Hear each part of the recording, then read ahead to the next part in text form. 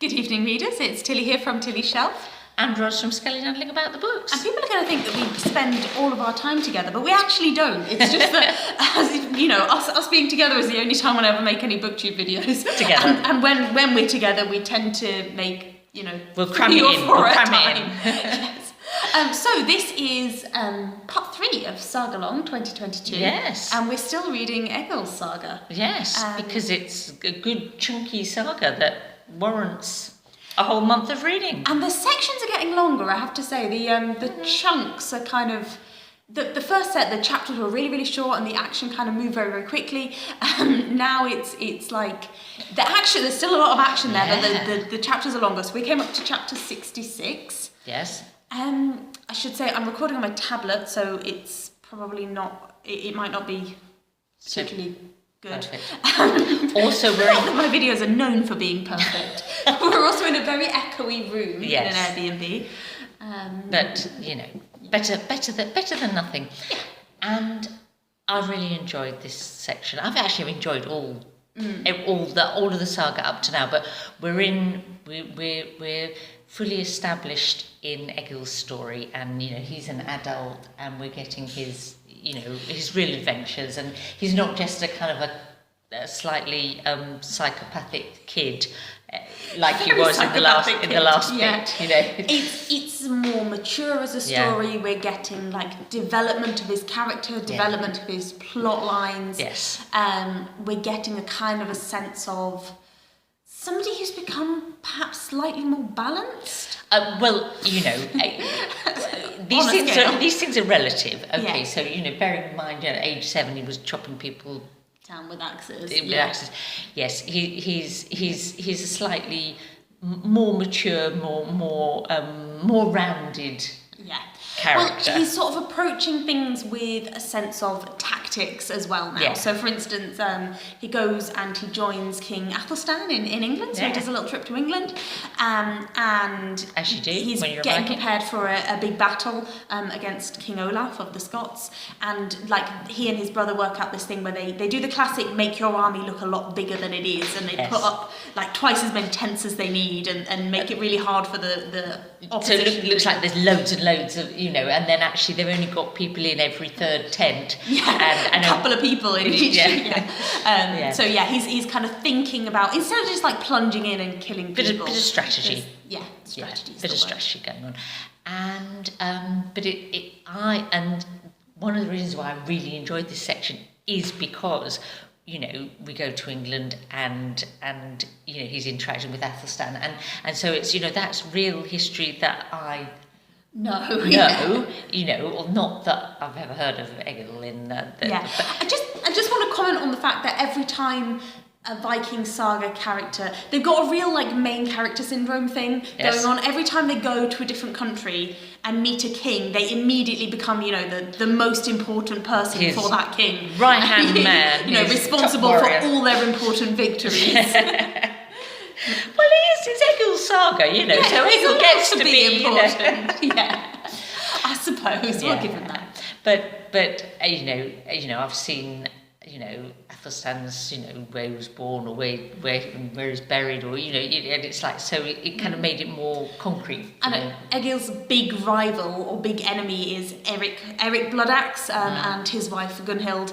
And I live in Yorkshire, and Eric Bloodaxe is he was ruling in York, so he's our like local Viking. You go to York and it's all about Eric Bloodaxe. So it was good to see the interaction there between Eric and Egil in and that's just down the street from me. And I suppose that's the difference with this saga compared with some of the others that I've read, which are very much about some, events that are terribly important to people in a small corner of Iceland, and Iceland is not a big place to start with. So there's a lot of broader conflict and a lot about the sort of the succession in Norway and the royal family in Norway as well.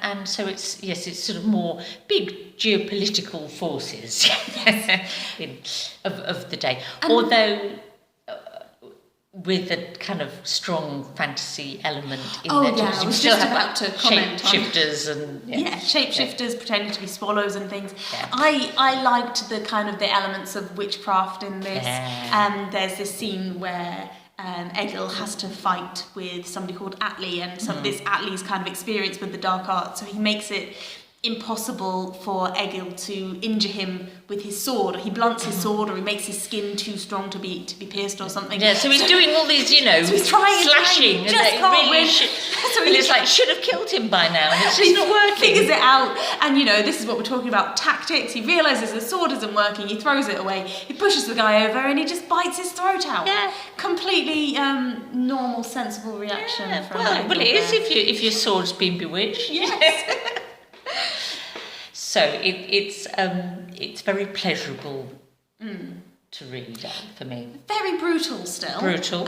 Brutal. Even as a slightly more mature psycho killer, he does kill like young children. There's a scene where he kills a 10-year-old because that happens to be the son of the king. Yeah. And the 10-year-old gets in the way. And I mean, fair enough. When Egil was 10 years old, he was kind of a warrior already, but still, it's just a bit.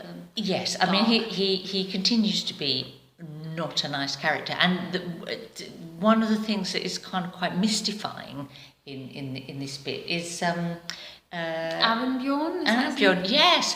So this sort of totally straight up kind of decent landholder man. Yeah, who's like strong, very close with King Eric and so on, and then he really goes out on a limb. And keeps, putting his own life at risk. Yeah, why? For the sake of Egil.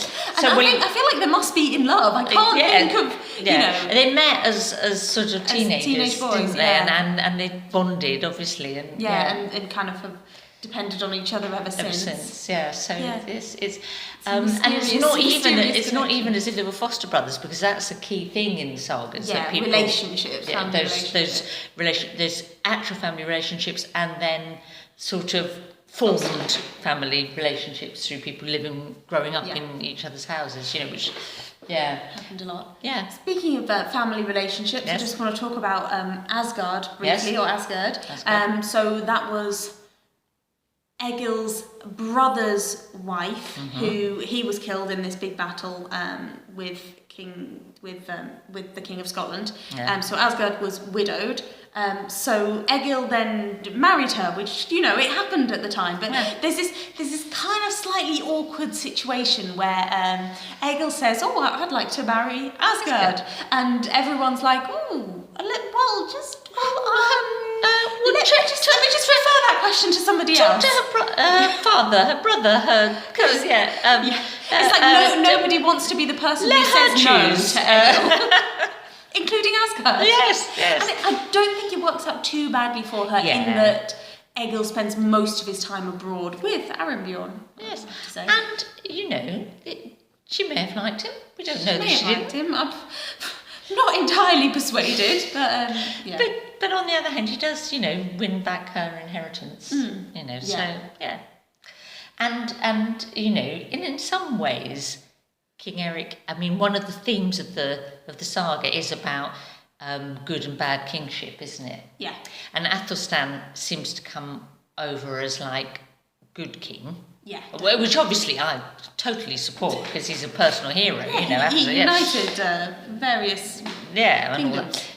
Whereas Eric comes over and Harold, his father, perform as not very stable. Not very stable, not very good kings. Like having favourites and listening to bad advice, and so it's about the risks of kingship. Bad kings. And I think with Eric as well, there's that possibly slightly misogynistic. His wife's bewitched him, or his wife's a sorceress, and he's a bad thing because she's giving him bad advice and manipulating him. So there's that at play as well, that she's like this dangerous witch character in the background. Yeah. So his decision making might be, but that's definitely a sort of, Egil. We're shocked by his behaviour, but it's actually seen as, well, actually Eric hasn't, or, he hasn't been treated that fairly. So it's entirely reasonable that he's slaughtered Gunhild's brothers, and Yes. because a man can't be expected to put up with this kind of treatment from the king. Yes. Yeah, and I guess that's part of, if the king doesn't rule according to the laws that have been set out, then it becomes more natural for somebody to take their own control of the laws. And because what's the point of having a king if it isn't to achieve a degree of social order in a chaotic society? That's the message, isn't it? The deal is, you're not just king to kind of like get all the money and all the glory. You're king to promote stability. Yeah. Anyway, I think we should probably wrap up. Yes. We're not going for too long. We've got 1 week left, I believe, of Sagalong. Strangely, that's about 40% of the saga itself, I think. Really? Because the sections, the chapters are getting longer. Yeah. So we'll find out what happens. We'll find out. But we won't be together for the last. So I'll for the have last to do it video. by myself. I don't know whether I'll manage. We'll see. You'll be fine. I'm a big girl. we'll do I it on can make Zoom. videos by myself. Bye. Bye all.